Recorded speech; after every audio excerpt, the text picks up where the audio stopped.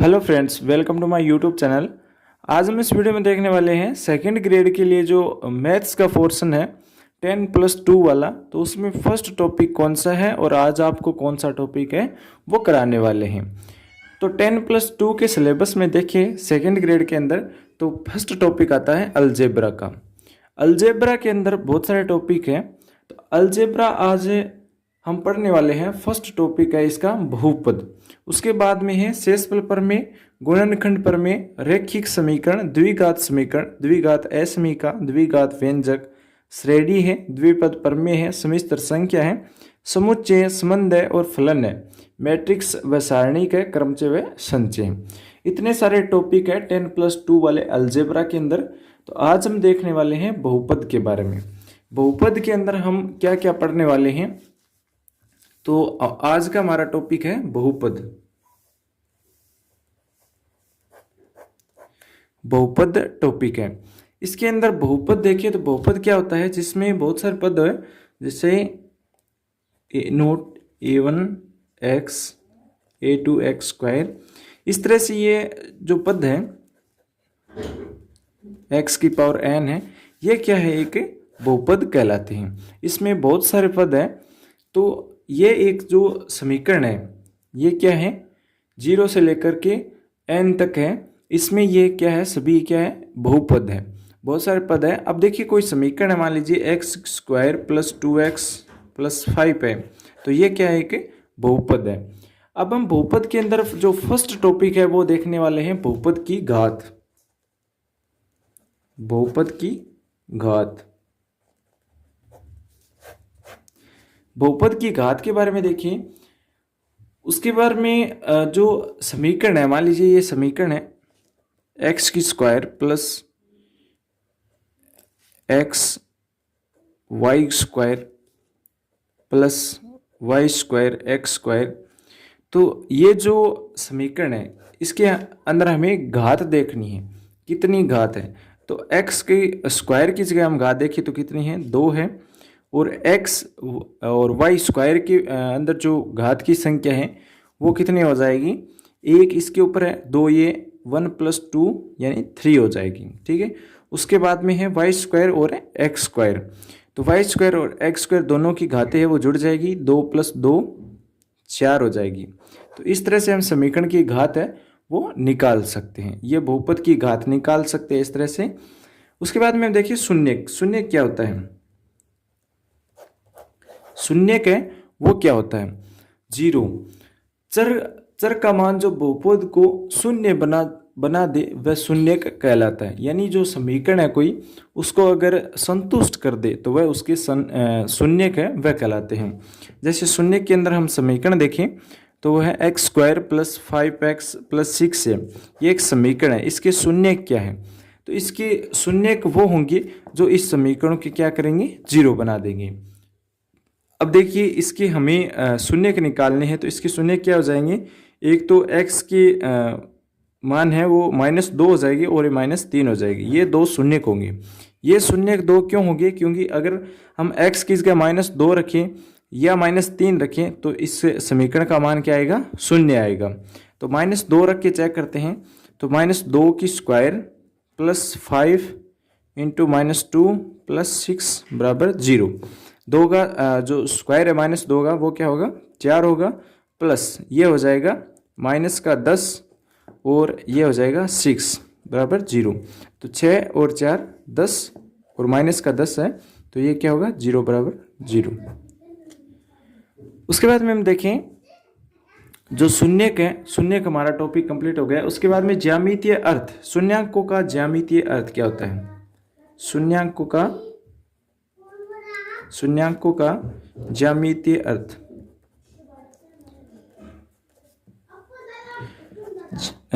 शून्याङ्कों का जो ज्यामितीय अर्थ है वो किस तरह से हम देख सकते हैं। इसके अंदर मान लीजिए कोई जो बहुपद है वो है y = px। ये एक बहुपद है जो हमें ग्राफ के अंदर दर्शानी है। जिस तरह से देखिए ये है तो इसमें ये ग्राफ जा रहा है।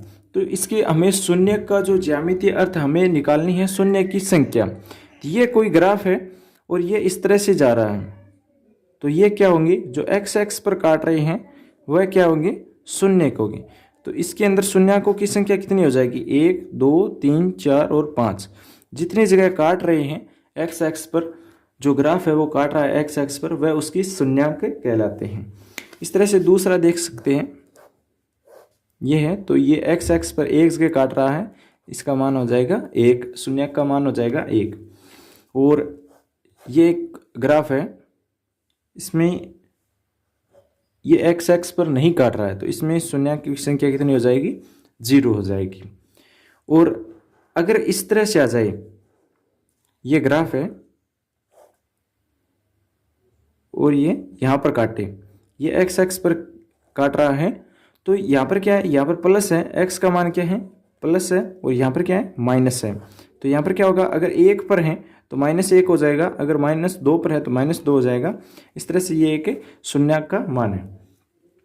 अब हम देखें तो इसके अंदर शून्यक एक जगह काट रहा है एक्स से, तो वो इसका 1 मान होगा, ठीक है। बाकी यहाँ पर कुछ भी हो सकता है, -2 3 या 4 कुछ भी हो, पर एक्स की जगह सिर्फ एक बार काट रहा है, तो शून्यकों की मान है वो 1 हो जाएगा।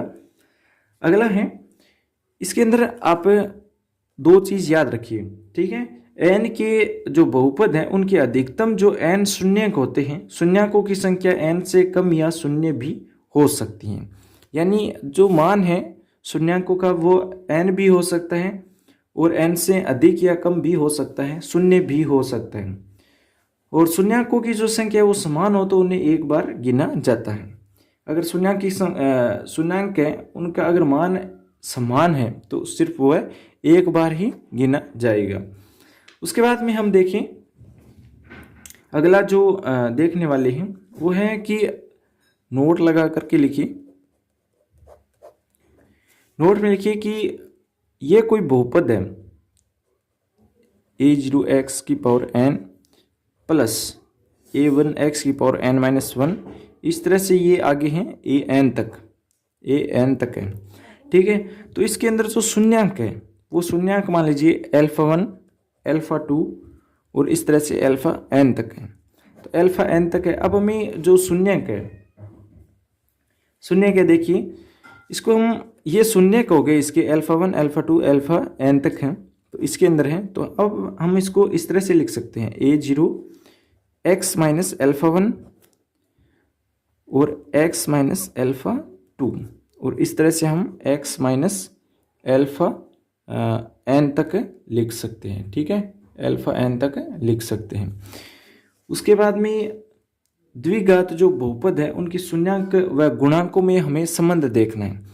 तो ये 12वीं लेवल का टॉपिक है। शून्यकों का गुणा और जो उनका योग है वो हम देखने वाले हैं। ये कोई समीकरण है, x² plus bx plus c बराबर 0, ये कोई समीकरण है। इसके हमें शून्यकों का योग निकालना है, शून्यकों का गुणनफल है वो निकालना है। तो किस तरह से निकाल सकते हैं, अगर आप योग निकालना है तो उसके अंदर क्या होगा, -x का गुणांक बट्टा x² का गुणांक, तो इसको हम लिख सकते हैं, x² का गुणांक इसमें क्या है, b है, तो इसको b लिख सकते हैं, और x² का गुणांक क्या है, a है, तो इसे a लिख सकते हैं। तो ये योग हो जाएगा, शून्यकों का योग। अब देखिए गुणा देखते हैं। अगर गुणा देखें,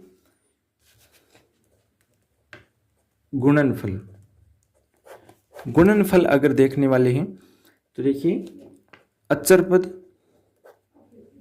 पद बट्टे x² का गुणांक, तो उस समीकरण के अंदर ax² plus bx plus c के अंदर अचर पद क्या है, c है, तो c हो जाएगा अचर पद, और x² का गुणांक क्या है, a है, तो ये हो जाएगा उनका गुणनफल निकालना है। तो इस तरह से आप निकाल सकते हैं। अब आपको बताते हैं कि कोई समीकरण है, एक एग्जाम्पल देखते हैं। जैसे 2x² प्लस 3x प्लस 4 है। ये कोई समीकरण है, इसका हमें योग निकालना है। तो योग निकालने के लिए हमें क्या करना होगा, योग शून्यांकों का योग निकालना है। तो माइनस बी, इसमें देखा था माइनस बी अपॉन ए। तो यहाँ पर b का मान क्या है, 3 है, तो -3, और a का मान क्या है, 2 है। तो ये हो जाएगा शून्यांकों का योग। अब गुणनफल देखिए, इसी समीकरण का गुणनफल देखें तो गुणनफल क्या होगा, c अपॉन ए। c क्या है, 4 है, 4 अपॉन a क्या है, 2 है। तो ये आ जाएगा 2। गुणनफल क्या आ जाएगा, 2 आ जाएगा इसका। अब यही जो समीकरण थी ये द्विघात समीकरण थी। अब हम देखते हैं त्रिघात बहुपद के लिए। अगर कोई समीकरण 3 घात में है, ये x की स्क्वायर 2 घात में थी। अब अगर त्रिघात में है, त्रिघात में कोई समीकरण है, तो उसके जो बहुपद का योग है, गुणनफल है, वो किस तरह से निकाल सकते हैं। तो इसके लिए आपको 2-3 सूत्र याद रखने हैं। एल्फा बीटा प्लस गामा बराबर क्या करना है, माइनस बी अपॉन ए। माइनस बी कौन सा हो गया, एक्स का गुणांक, और ए हो गया एक्स की स्क्वायर का गुणांक। उसके बाद में आपको देखना है alpha beta plus beta gamma plus gamma alpha, इनका योग क्या होगा, सी अपॉन ए। यानी जो अचर पद है वो ऊपर आएगा और एक्स की स्क्वायर का जो गुणांक है वो नीचे आएगा। अब देखते हैं एल्फा बीटा और गामा का अगर गुणा है तो वो होगा माइनस डी अपॉन ए, माइनस डी अपॉन ए।